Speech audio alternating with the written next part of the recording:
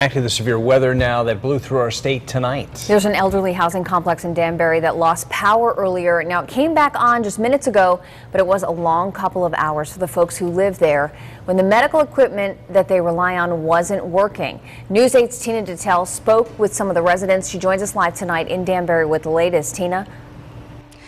That's right. Certainly some tense situations here and some big concerns at this elderly housing complex. I want to take you through our night, though. We've been driving around all night long here in the mobile weather lab, bringing you the storm as it unfolded. And we started out in the Middlebury area, and that's where we saw the heavy thunderstorms and also a lot of lightning, and cars just pulled over on the side of the road. We were on 84 West heading here towards Danbury. We're here now, and as you can see, and as you said, the lights are back on at this complex, and there's just some light rain going on now.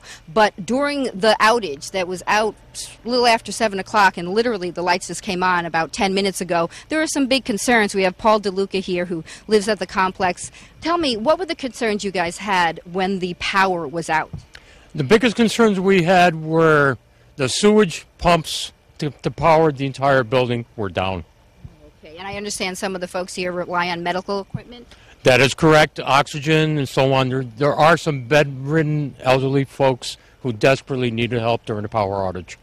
Certainly some relief right now with the power back on. Now, we were on the north end of town. This is the south end of town, but on the north end of town, we also saw some CL&P crews working on some lines there. You know, there have been about 800 outages here in the city, and as you can see with this area, some of those outages have now been taken care of, so the lights are slowly coming back on here in Danbury. We'll have more in a live report coming up at 11 o'clock, but for right now, we're live in Danbury. Tina Detel, News 8.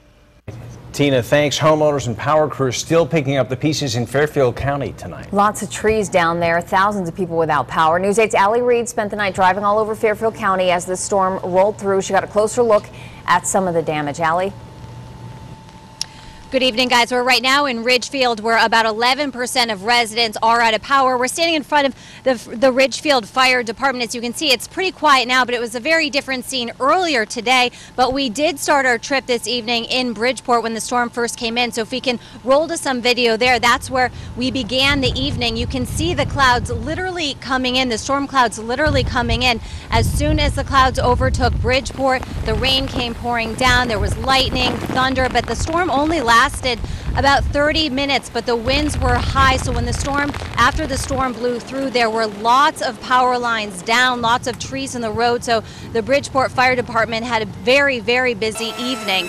From Bridgeport, we drove down toward Reading, and I have to say the driving was a bit precarious because there were many trees down on the road, and because it was dark and the power was out in some places, it was really hard to see the downed trees and low power lines. So it was a pretty precarious situation, but we did here in Reading, we did get confirmation that there were some senior citizens trapped inside of an elevator when the power went out there at a senior citizen's home. Fortunately, the fire department was able to get to the scene fast, and those folks were safely removed from the elevator. We then continued down to Ridgefield. Once we got to Ridgefield, several of the roads here are closed because of down trees, down power lines. We talked to folks here at the fire department. They said that they did get several calls coming in. They had a couple trees into homes in the area. They also had one electrical fire, which was quickly put out. So they said it could have been a lot worse, but let's hear what the assistant fire chief told us earlier.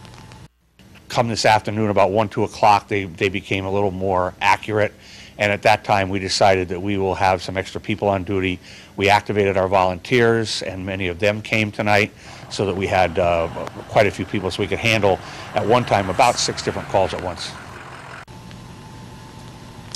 Earlier this evening, the fire department themselves did lose power, so they had to operate on a backup generator, but their power is back up right now. Now, they say for tonight, if you are going to be out on the roads, which they don't recommend, but if you are, make sure you're very careful. Drive slowly, because again, it is very difficult to see these down power lines, and they say most likely the power lines are still live. So make sure when you're driving slow, you have your high beams on, and you're taking note of any trees or power lines down on the road. Reporting live in Ridgefield, Allie Reed, News 8. All right, Allie, thank you. Bridgeport, another area hit hard by the severe thunderstorms. Trees and power lines still down in that city, and crews are out working to try to get everything cleaned up. News 8's Aaron Logan continues our live team coverage tonight in Bridgeport. Aaron?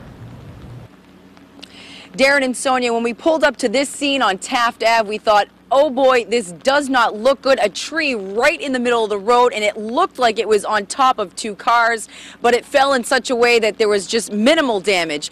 Joining me live is Sam McKelvey, who has some explaining to do to his daughter's boyfriend. That's his car. Yeah, that's his car, and I was outside, and the wind and the rain came, so I went inside real quick, and a couple minutes later I looked outside, and there was the tree was on the cars. And you don't know if it was actually struck by lightning or if it was the wind. The wind was pretty heavy here. The wind was really heavy, and you heard the lightning and thunder, so I don't know what got it, the wind or the lightning. Was he upset? You talked to him already. Yeah, he was. I sent him a picture, and you know how the cell phones send the pictures real quick, so he's got it. It is what it is. All right, and there's only one home on the street without power, which is the one right behind you? The greenhouse, yes, the greenhouse right behind me. All right, I guess that's what happens here, right? It happens. All right, thank you so much. We also have some video from earlier in the night. We were at a city council meeting at Bridgeport City Hall, and everyone was looking out the windows because the lightning was out of control. Then we got the heavy rain coming down. There was some flooding in the streets. So there was a little bit of damage here in Bridgeport. We're told that a couple hundred homes are without power right now, but you can count on us to give you all the latest developments here in Bridgeport. For now, we're live in Bridgeport. Aaron Logan, News 8.